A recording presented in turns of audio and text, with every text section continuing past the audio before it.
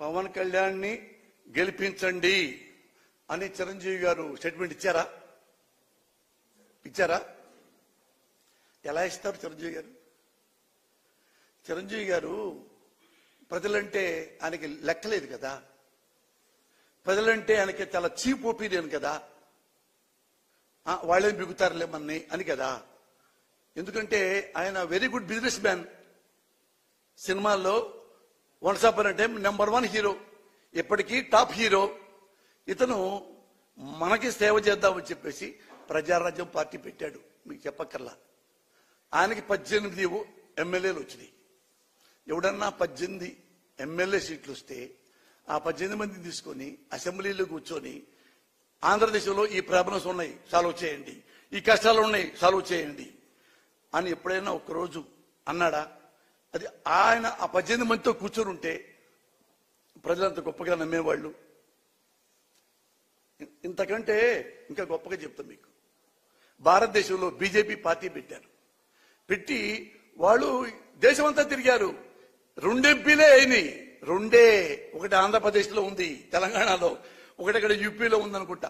2 ఎంపీలు అయ్యారు. అరే ఇద్దరే ఇంత భారతదేశంలో 2 ఎంపీలు మన దగ్గర వచ్చినారా?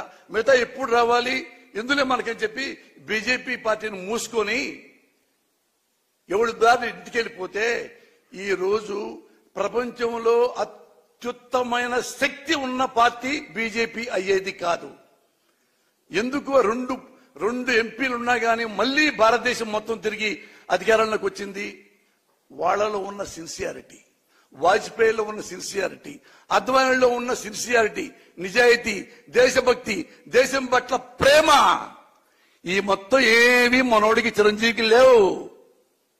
ఆత్మే పైసా డాష్ డాష్ డాష్.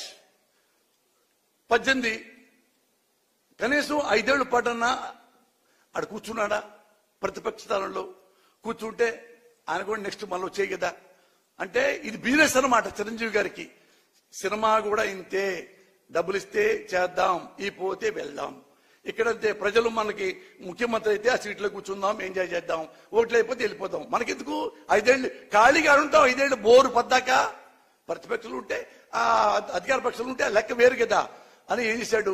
18 మంది ఎమ్మెల్యేలు అమ్మేసుకున్నాడు.